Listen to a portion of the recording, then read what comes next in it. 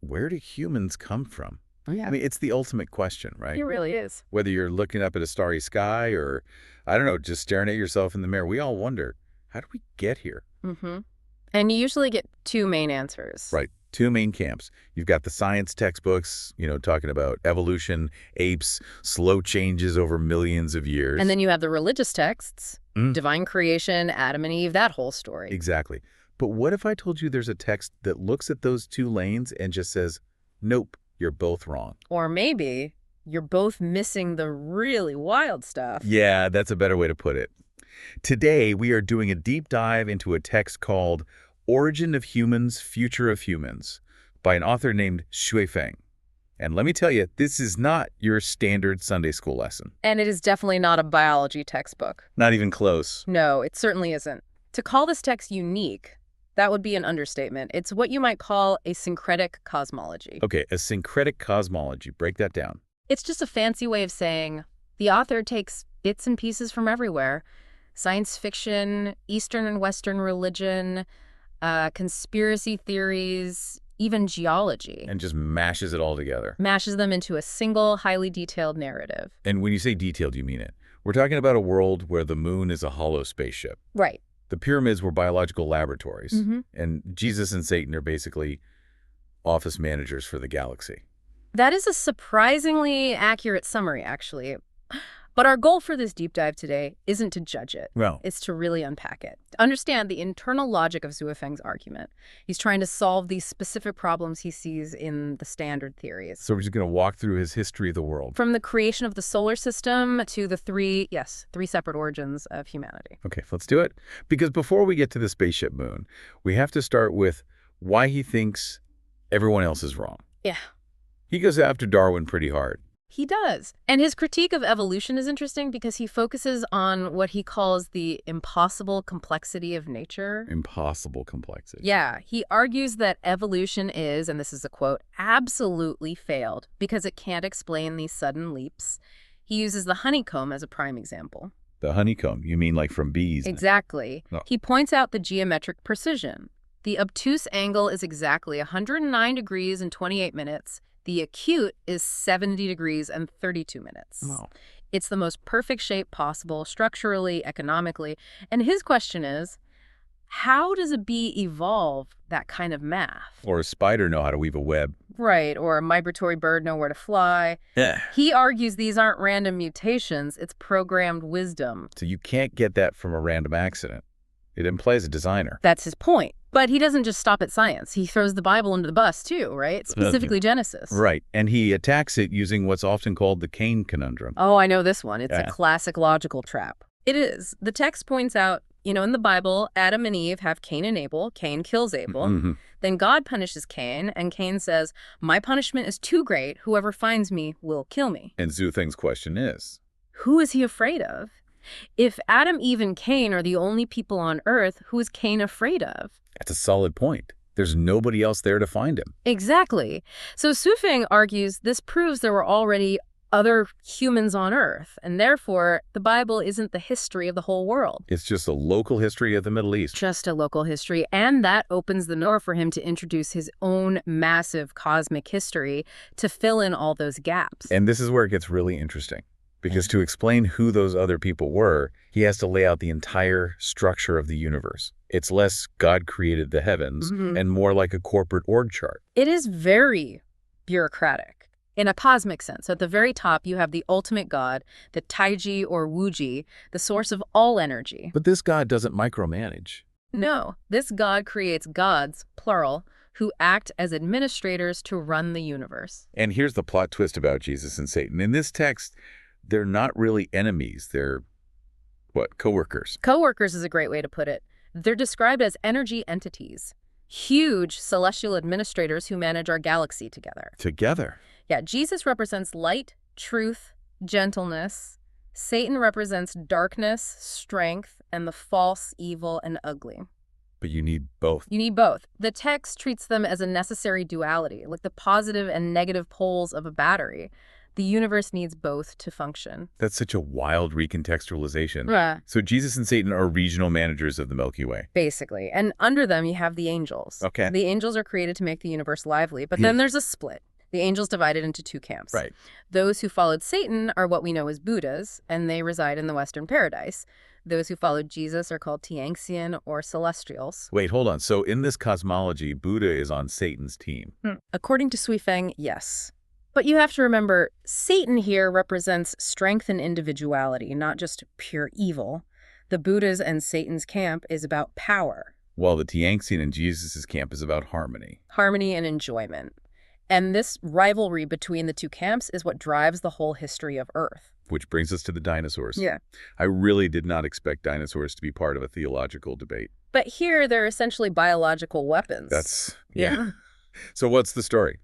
So the story goes that Jesus and the Tianxian created Earth and made it beautiful. Flowers, gentle animals, a paradise. They were just, singing and dancing. Had a good time. But Satan got jealous. He wanted to show he was powerful too. So he sent the Buddhas to Earth to create their own life forms. And they didn't make puppies and kittens? No. They made pests, mosquitoes, snakes, scorpions.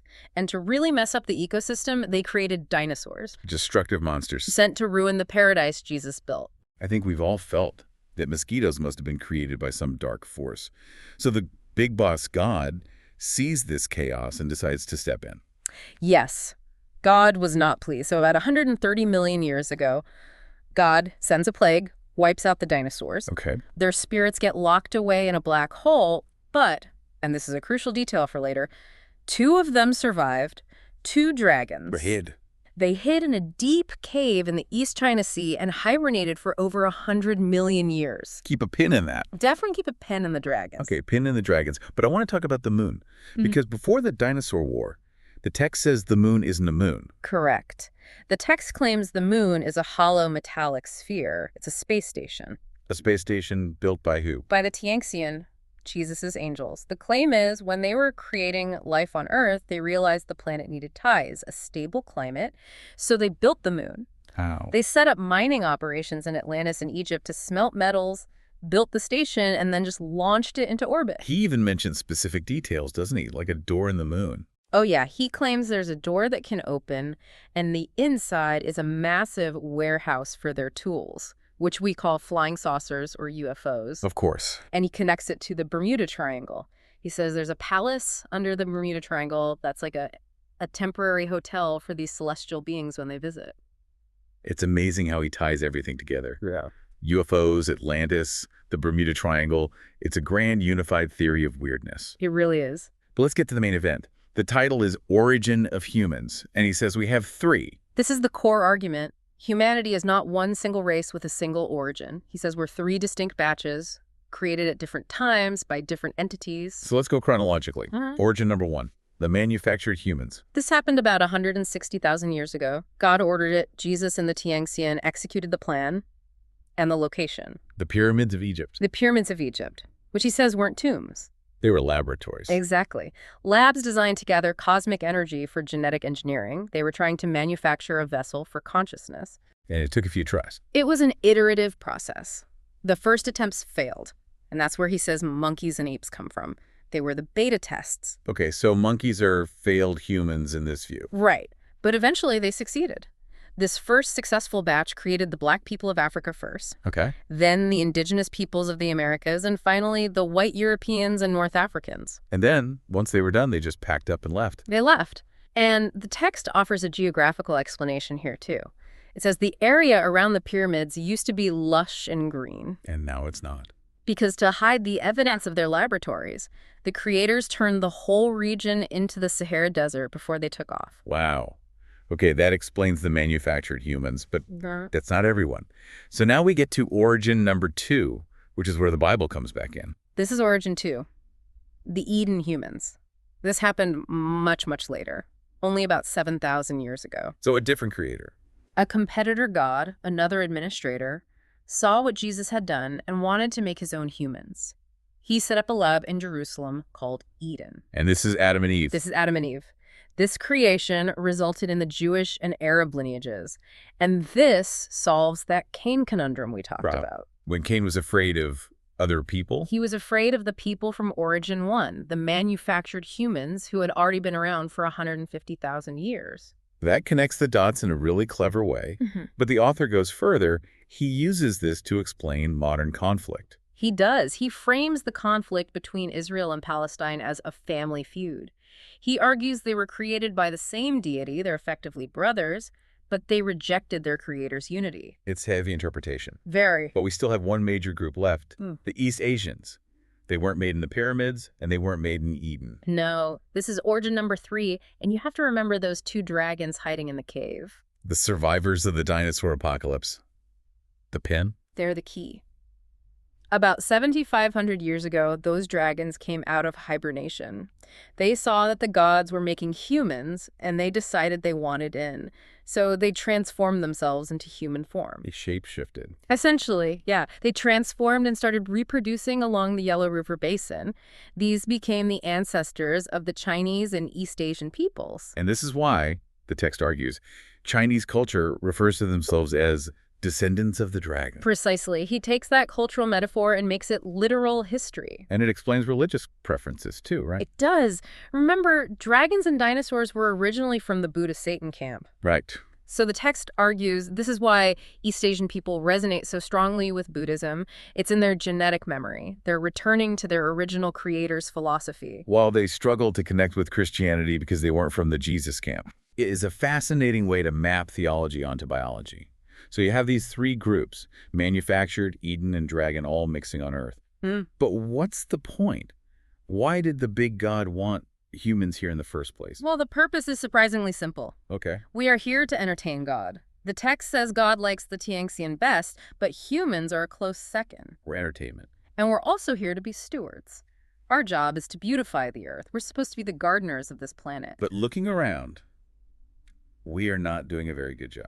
And that is the crisis the text talks about. Shuifeng argues we're facing a massive crisis, but it's not just resources or war, it's a spiritual crisis. He says humans have lost their Lingju. Lingju, so this is like an antenna we broke. Exactly, and because our antenna is broken, we can't perceive the 36 dimensions of the universe. We're stuck thinking only the material world is real. So he redefines superstition. Totally. He says the modern superstitions are things like blind faith in science, nationalism, and great man worship. That's a flip. Usually people call religion a superstition. Yeah. He's saying, no, believing you are just your physical body. That is the real superstition. Right. He argues spirituality is actually real, multidimensional physics, and ignoring it is true ignorance. Blindly following evolution or thinking your nation is superior just blinds you to cosmic reality. So what does this all mean? We've gone from spaceship moons to dragon ancestors to broken antennas. If you take a step back, what's the takeaway? I think if we synthesize all of this, Shuifeng is trying to unify everything. World religions, scientific gaps, all into one single narrative. To explain why we're so messed up. Exactly. He sees all the conflict in the world wars, racism, environmental destruction as a result of us forgetting where we came from. His ultimate message is one of environmentalism and humility. Humility because we're just guests. We're just guests. Yeah. We're servants. We didn't create ourselves. We were put here by higher beings to take care of the garden. So politics and science can't save us. The text argues they can't, not alone. We can't tech our way out of climate change or vote our way out of war.